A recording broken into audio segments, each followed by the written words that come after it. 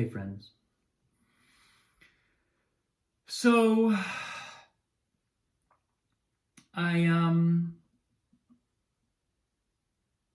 I've kind of almost with intention, almost deliberately kept myself on a kind of like psychic track in pursuit of a particular um perspective, because what came out the other day on my post, I mean, it came out, I guess, separate from the post, but I talked about it about 2 or 3 days ago on my post about this sense of specialness, this sense that I identified. Again, I'm going to do a quick recap because I think I recapped this yesterday, but I detected in myself a desire, a need, almost a really powerful compulsion to feel special, and I was attaching that need to feel special to all kinds of pursuits in my life, and I do this all the time. And what it does is it, of course, completely sabotages those things. One of the prime ones is piano and making music. I've got this need to prove something about myself when I play that totally just destroys.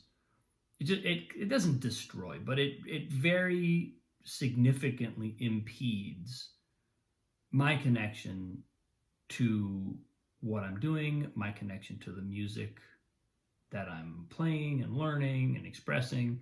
It gets in the way of expression because there's an outcome that I'm trying to accomplish that has nothing to do with said expression.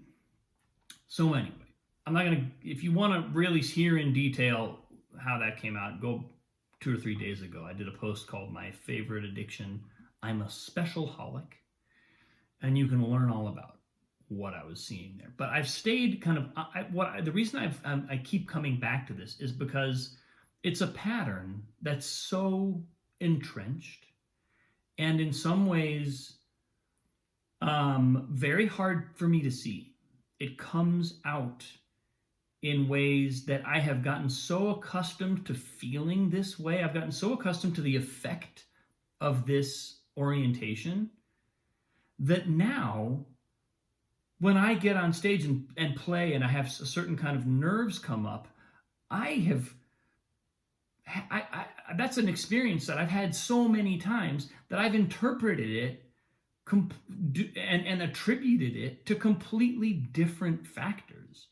And I have I would say that that's probably true across other areas of my life as well. There's a whole kind of like way that I perceive what happens to me that I think is really kind of at its core due to this issue, but that I've been calling by another name and not really facing fully squarely for a long time. So in other words, I have to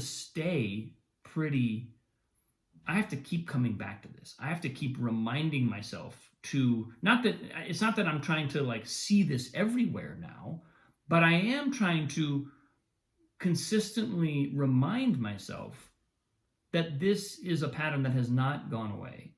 So keeping an eye out for it feels important. How do I stay aware of the different ways that this manifests in my life? That's a huge thing. And oh my God, it's like, I mean, it came up again yesterday when I was talking about how I construe the nature of playing music. It's like I do this thing to music that I play, where as opposed to approaching it as music and something beautiful for me to receive and drink in and live the sort of beauty and expression of, instead I look at it as a series of kind of technical challenges and hurdles to clear in an ongoing competition to prove how special I am. So that's, it's like it's it's a pattern, it's an emotional attachment, but it's also a whole interpretive lens. It frames my reality. And there's something. I used to work.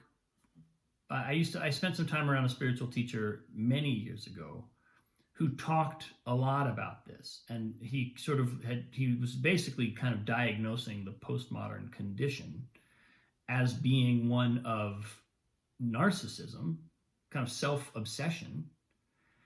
And he pointed out that a lot of spiritual practice, if we are not kind of consistently getting a reflection from external sources, from people other than ourselves, then the sort of the spiritual experience and spiritual practice can actually become this kind of almost myopic magnifier of narcissism. It can sort of magnify the emphasis on our individual experience of the world, but without, which of course is central to the spiritual experience, recognizing our own psyche and our own consciousness, really connecting with that part of us that is unconditioned consciousness, and that is the source of everything, but certainly our own energy and our own, it's like the fuel underneath all of the impulses that we have in our life, all of our own evolution. But as soon as we come into contact with the world, and as soon as we come into contact even just with our own system and our own conditioning, it gets hard to see that we're a narcissist, right? Nobody wants to see that. So it's not something we're going to go on the lookout for. I think one of the things that I'm really kind of, to the extent that I can do this on my own, I'm emphasizing this not because I want to put an undue stress on it and wallow in some sort of kind of self-flagellation about how narcissistic I am. That would literally be just that would just be another manifestation of the problem. But at the same time, I get the sense that a certain amount of vigilance and a certain amount of consistent kind of putting the laser here, putting the focus here, and staying with it and being willing to receive whatever shows up is the only way that I'm actually going to get this pattern to break up a bit and to start seeing it in time as it happens. I mean, again, I would say that I've made pretty substantial progress in this department over the course of my life, and especially over the course of the past couple of years, when I really have been clear and I've been kind of planning my life according to the priority that says spiritual practice is my number one priority. That's what my life feels like it's about. And everything else hangs from that. Everything else is arranged according to that highest priority. It makes order out of a lot of chaos. And I notice it, it's something, again, I think I have not a delicate system, but a very a sensitive system that really is affected by the energy that's around me, by the people who are around me, by the thoughts I think, by the entertainment that I consume, the news I consume. I mean, we watched a show last night, Outer Range. I talked about it a couple weeks ago. Just watched another episode of it, and it's a very cool show. It's very well written, very well made. It's kind of awesome, and there's this dark energy in it, and man, it permeates my psyche. I was kind of I went to went to sleep with this kind of like weird dark energy in my psyche. And then I woke up this morning, and as I did my yoga and qigong and meditation, I noticed it was like a purge. It was like, let this go. I don't want to be sitting in meditation running a narrative from a TV show in my head. It's like I notice how, the more we sensitize our system. I don't think this is anything unique to me. I think it's anybody who spends time in meditation and doing energetic work, really bringing our system and our physicality and our mind and our spirit into a sort of heightened state of awareness.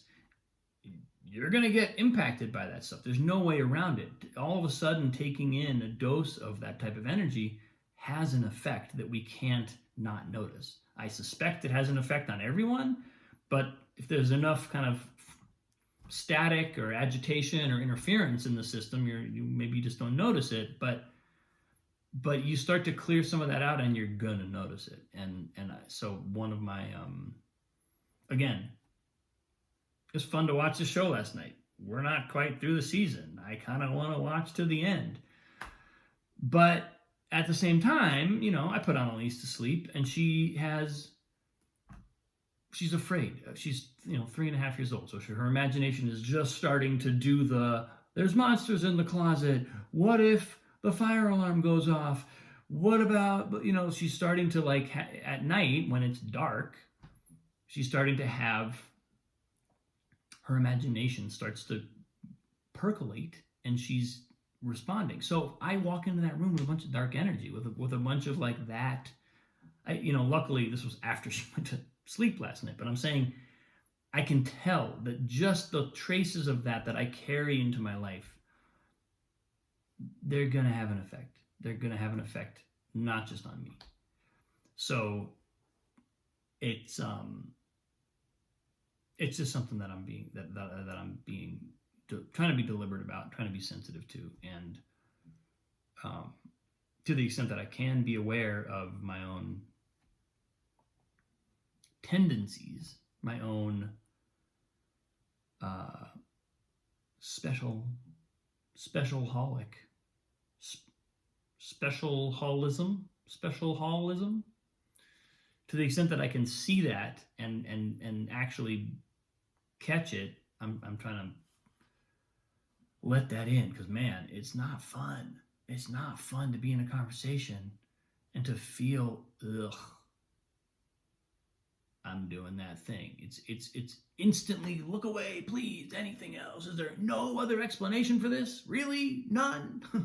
You'd do anything to not have to feel this kind of icky self,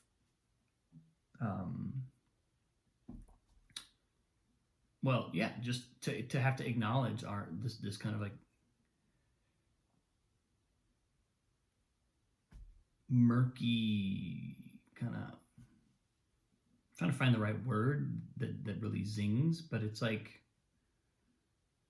indulgent, narcissistic energy. Nobody wants to see it. Nobody. What narcissist is going to say, please tell me, show me exactly. Can you really just point a flashlight at all the moments in my day when my narcissism is really kind of acting up? Please. Yes. No. Go now. No. Nobody does this. I'm not saying nobody does it, but most of us have a tendency to want to avoid seeing that. So I'm inviting myself to lean into that discomfort and,